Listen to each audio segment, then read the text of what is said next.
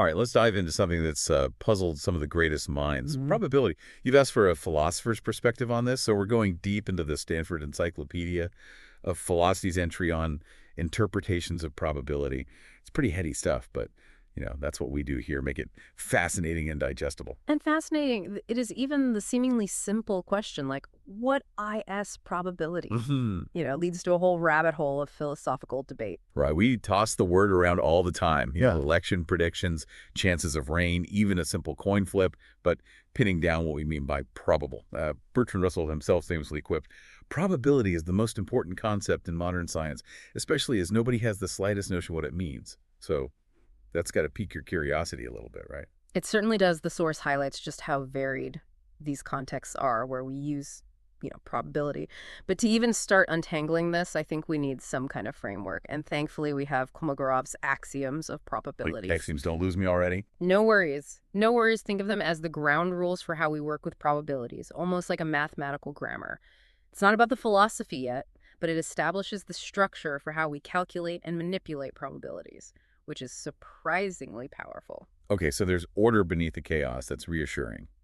But if these are the rules, what game are we even playing? The source outlines kind of three main concepts of probability, which is a good starting point, I think. Absolutely. First, we have epistemological probability, and this focuses on how strongly evidence supports a belief. It's about our knowledge, not necessarily some intrinsic property of the event itself. So like if seismologists say an earthquake is probable, we're talking about how much their data, the seismic activity, fault lines, all that backs up.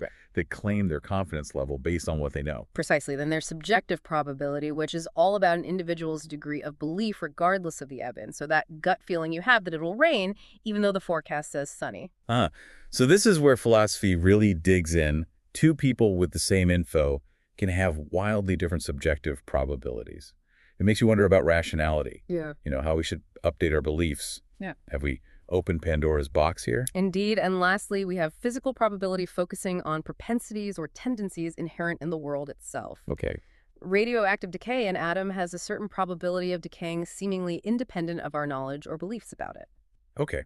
Three ways to slice this probability pie, how it relates to our knowledge, our personal confidence, and the world's inherent tendencies. So let's dig into how philosophers have actually tried to interpret these. The most intuitive at first, I think, is the classical interpretation, and it kind of boils down to everything being equally likely outcomes. Dice rolls, coin flips, situations that are, designed to be symmetrical. Right, so the standard six-sided die, each face has a 16 chance. Simple probability pie equals slices. Exactly. It works great in games of chance, but it quickly runs into limits, and that's where Bertrand's paradoxes come in, showing how this seemingly straightforward idea leads to contradictions. I remember the source had an example with cubes, right?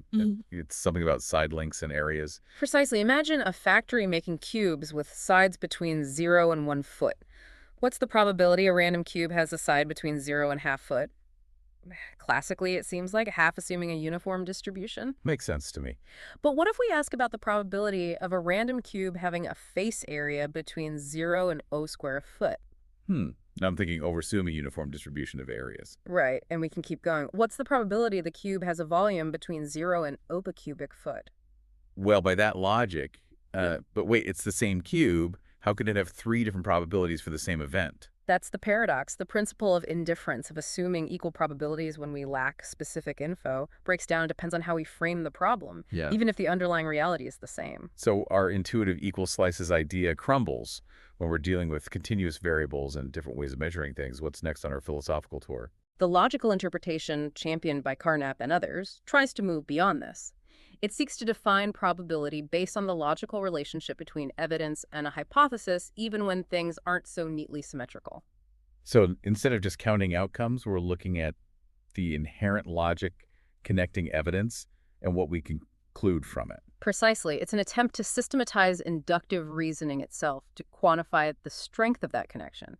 Carnap even tried building formal languages for this, with probability assigned to statements within those languages. Now that sounds complicated. The gist is he focused on what are called state descriptions, basically the most complete descriptions possible within a given language, and he argued that more homogeneous state descriptions should have higher probability. So if we're describing apples and they're all red, that's a more probable state than one where they're mixed red and blue, like uniformity is more likely, which kind of fits our intuition about generalizing from similar observations. Exactly. But there are immediate objections why favor uniformity, and doesn't the choice of language itself influence the probabilities, making it less objective?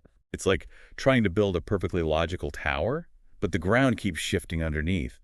The quest for objective probability continues. Indeed, and that leads us to an interpretation that leans into the subjectivity we've been wrestling with, the subjective view of probability. All right, let's embrace the subjectivity then. If it's all about an individual's degree of belief, how do we even make sense of it rationally? One approach is what's called the betting analysis, linking your belief to your willingness to wager on an event. Your confidence level is reflected in the odds you'd accept for a bet. So if I'm really sure my team will win, I'll take a bad bet because I think I'll win anyway. Precisely. But of course, betting behavior isn't always purely rational. People get caught up in the thrill or might bet against their beliefs for strategic reasons. Plus, placing a bet could change my belief, especially if it's a high-stakes game. Suddenly I'm sweating, even though I was super confident before. Exactly. So it's more nuanced. We might look at what odds someone considers fair, even if they don't bet, as representing their true belief. It's about that point where they see no advantage to either side. Okay, so we're probing their internal sense of balance, not just their gambling habits. But this brings up the bigger issue of how beliefs and desires and rational choices all intertwine. And that's where decision theory comes in, going beyond just isolated probabilities. It's about how those probabilities interact with our values and goals to drive our choices. So if I'm debating taking an umbrella, my belief about rain probability mixes with my desire to stay dry utility.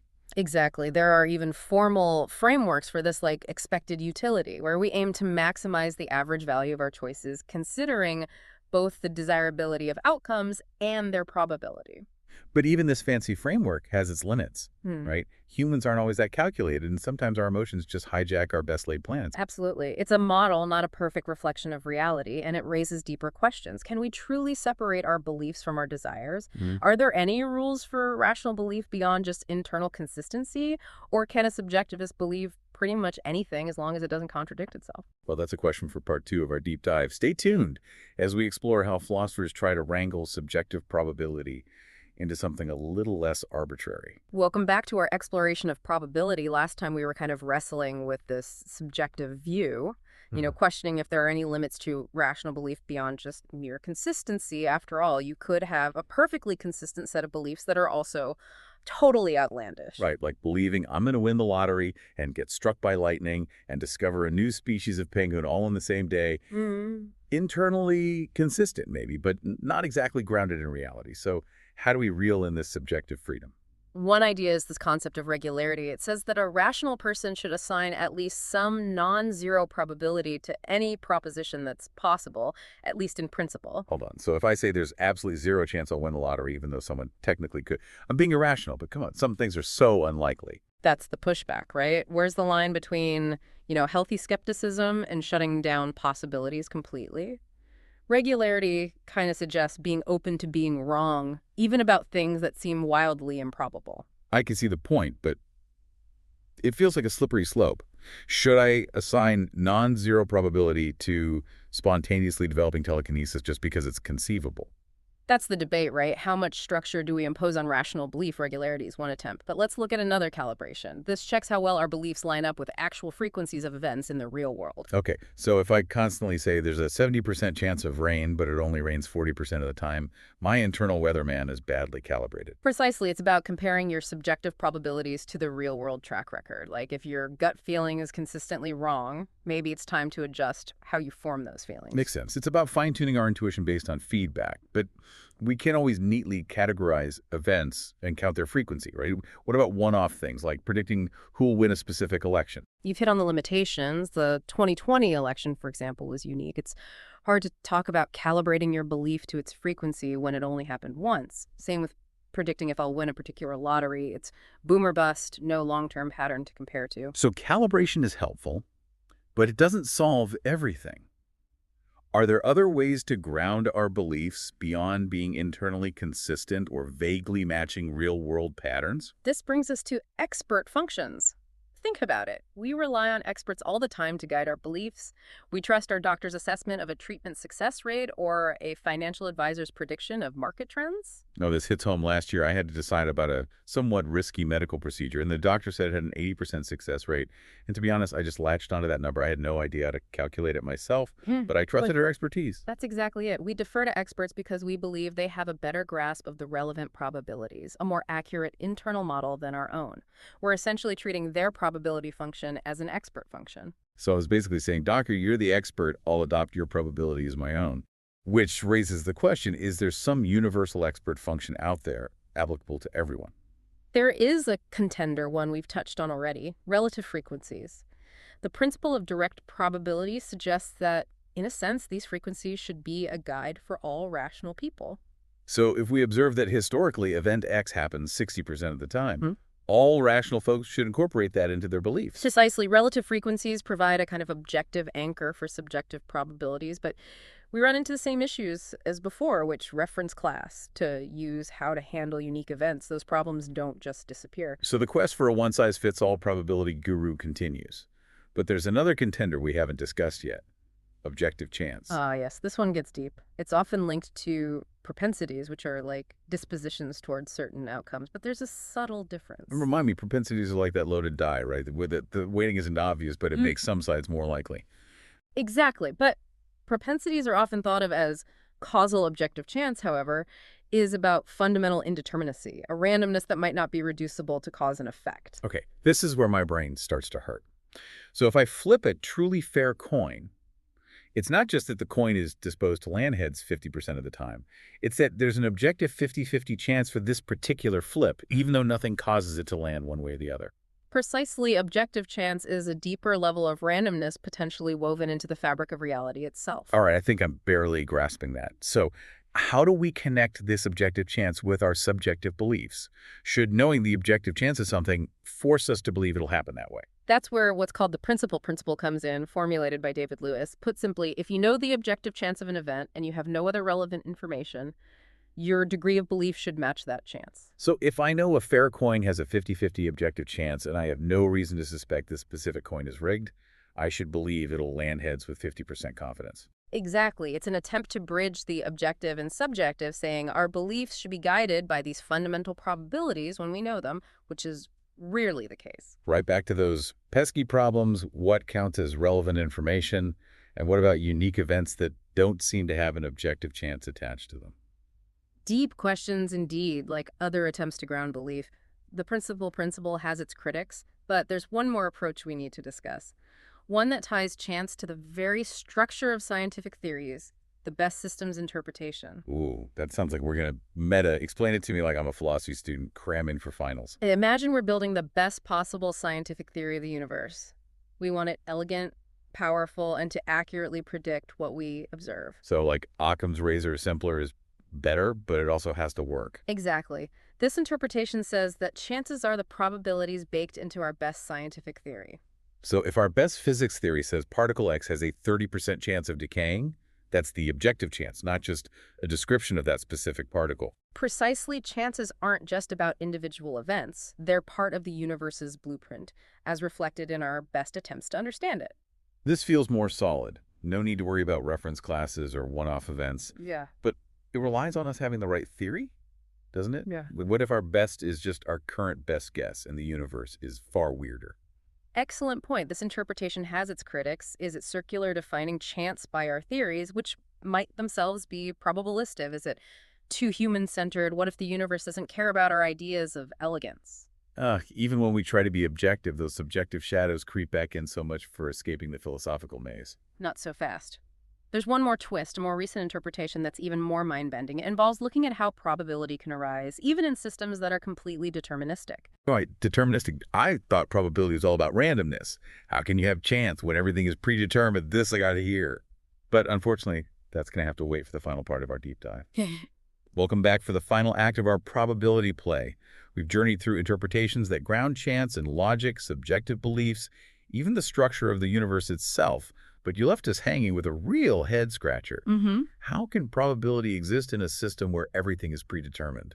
That seems like a paradox. It does, doesn't it? We naturally associate probability with randomness, with that sense of could go either way. But this final interpretation really challenges that very notion. So remind me, what's this mind-bending idea called again? It's called the method of arbitrary functions, and it's a way to understand how probabilities can emerge even within deterministic systems where, in principle, everything is set from the start. Okay, I'm all ears, but color me skeptical. Yeah. We square this circle. Well, it hinges on a concept we've touched on before, chaos. Chaotic systems are those that are incredibly sensitive to their initial conditions.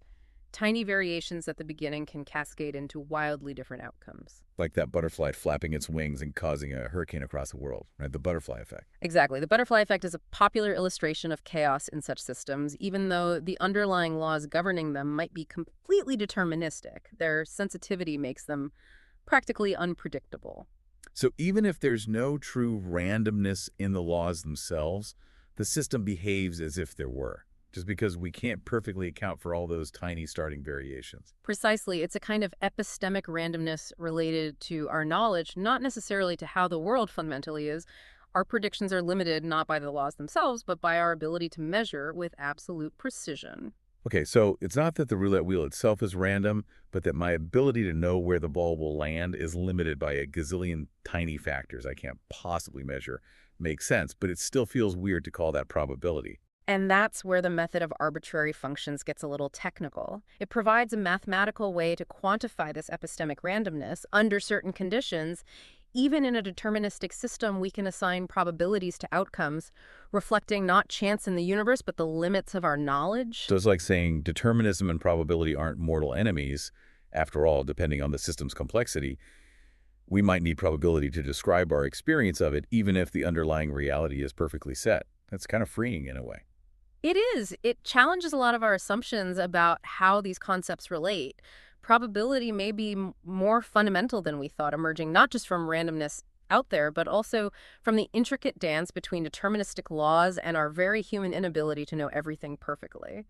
Okay, I think I'm starting to get a glimpse of this, but doesn't this kind of blur the lines between objective and subjective interpretations? Kind of both, isn't it? You're spot on. On one hand, the probabilities derived from this method are grounded in the system's objective features, its laws and sensitivity, but they also inherently reflect our subjective limitations, our inability to measure with infinite precision. So it's objective in what it's describing about the system, Yeah. but subjective in how much we can ever know about it. Yeah.